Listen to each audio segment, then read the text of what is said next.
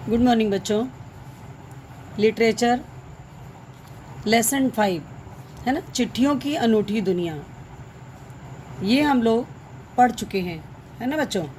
इसमें हम लोगों ने पूरा देखा कि चिट्ठियों का कितना महत्व है। आज भी चिट्ठियाँ ना कभी उनका महत्व कम हुआ था ना कभी होगा। आज भी उनका महत्व उसी प्रकार से है, क्योंकि जो बात चिट्ठियों के द्वारा हम रख सकते हैं अपने पास, उनको सहेज के रख सकते हैं, वो चीज़ें आज फ़ोन, एसएमएस या मोबाइल के द्वारा इतनी सुविधा होने के बावजूद भी उसे हम उस तरह से नहीं रख सकते हैं। आपने देखा कि अलग अलग जगहों में अलग अलग पत्रों को महत्व है, अलग अलग नामों से उनको बुलाया जाता है। जैसे पत्र को उर्दू में खत, संस्कृत में पत्र, कन्नड़ में कागज़, तेलुगु में उत्तरम, जाबू में लेख और तमिल में कडित कहा जाता है। और ये पत्र ही होते हैं जो हम अपनी यादों को जिनमें सहेज कर रखते हैं। इस तरह से बच्चों हम लोगों ने चिट्ठियों के बारे में पढ़ा कि गांधी जी और इंदिरा गांधी, जवाहरलाल नेहरू, इन सभी ने एक दूसरों को जो पत्र लिखे थे, आज वो पत्र हमारे बीच पुस्तक के रूप में हैं। इसके पश्चात हम लोगों ने शब्दार्थ किए थे, जिसमें शब्द थे हमारे पास जैसे अजीबो गरीब, अनोखा। एसएमएस का मतलब था लघु संदेश सेवा। सिलसिला आरंभ होना, अहमियत महत्व। हरकारा, जो दूत होता, डाकिया होता था बच्चों, उसे हरकारा कहते थे। आवाजाही आना जाना। तय गहराई। प्रशस्ति पत्र प्रशंसा पत्र। मुस्तैद तत्पर रहना।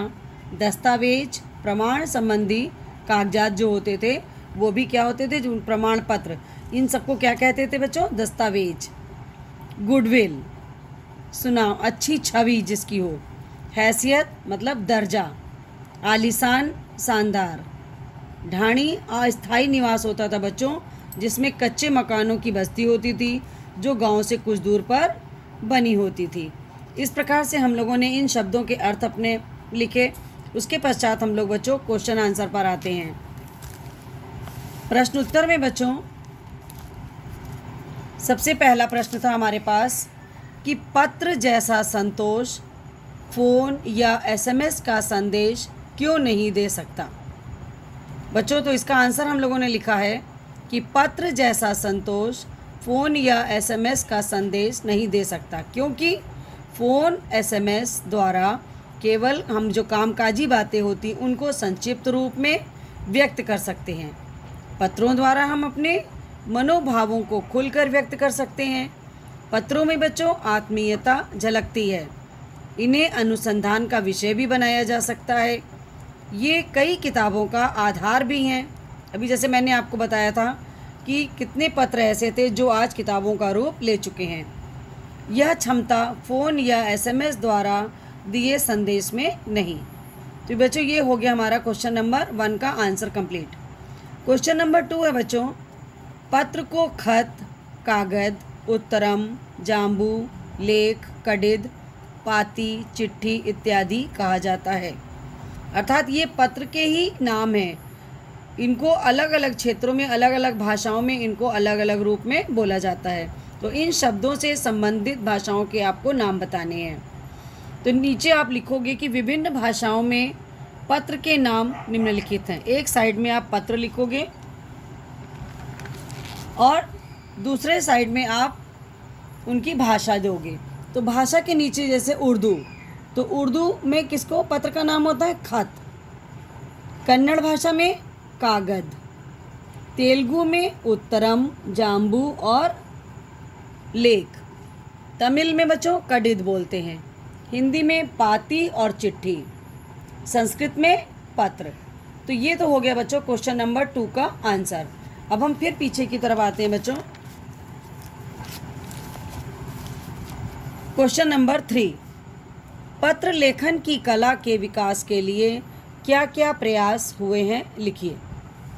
इसका आंसर है बच्चों, पत्र लेखन की कला को विकसित करने के लिए दुनिया के सभी देशों द्वारा पाठ्यक्रमों में पत्र लेखन का विषय शामिल किया गया।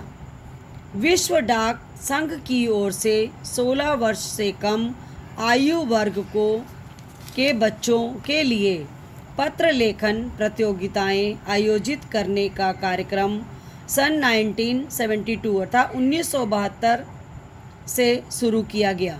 बच्चों ये हो गया हमारा थर्ड क्वेश्चन का आंसर। अब है बच्चों क्वेश्चन नंबर 4। पत्र धरोहर हो सकते हैं लेकिन एसएमएस क्यों नहीं? आपको तर्क सहित अपना विचार लिखना है।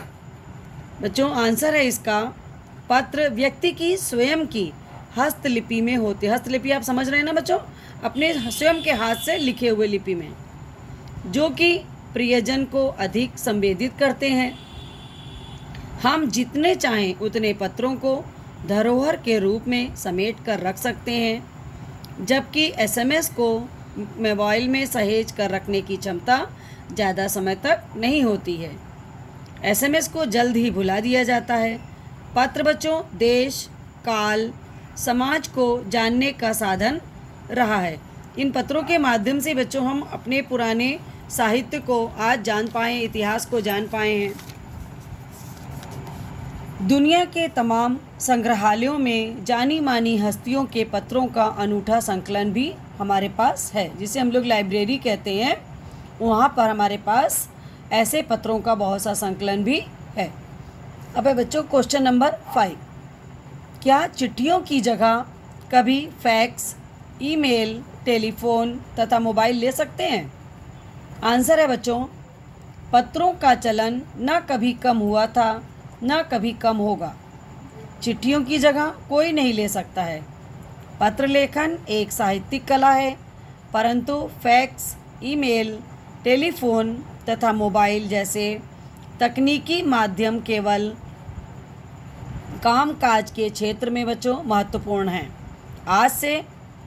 आज ये आवश्यकताओं में आते हैं, फिर भी ये पत्र का स्थान नहीं ले सकते। ये तो हो गए बच्चों हमारे क्वेश्चन आंसर के। ठीक है, अब आप लोग आइए देखिए, रिक्त स्थानों की पूर्ति करो। पहला है बच्चों, पत्र यादों को सहेज कर रखते हैं। इसमें फिलअप में क्या है? यादों। सेकंड है बच्चों, फैक्स, ईमेल, टेलीफोन तथा डैश में भरोगे मोबाइल ने चिट्ठियों को तेजी से रोका है। महात्मा गांधी के पास पत्र केवल डैश लिखकर आते थे, तो क्या लिखेंगे? महात्मा गांधी इंडिया लिखकर आते थे। अब टेलीफोन, वायरलेस और आगे क्या हुआ? डैश में रेडार। दुनिया बदल रहा है।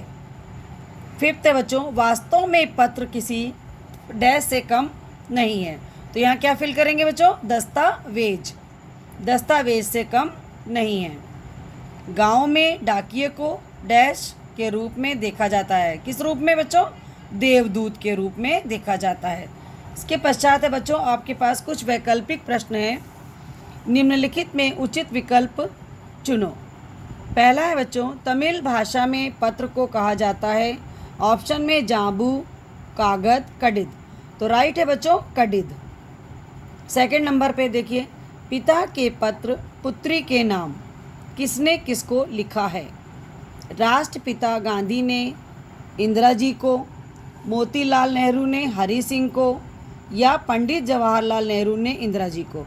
तो बच्चों इसमें से राइट है, पंडित जवाहरलाल नेहरू ने इंदिरा जी को लिखा था। ठीक है, राइट।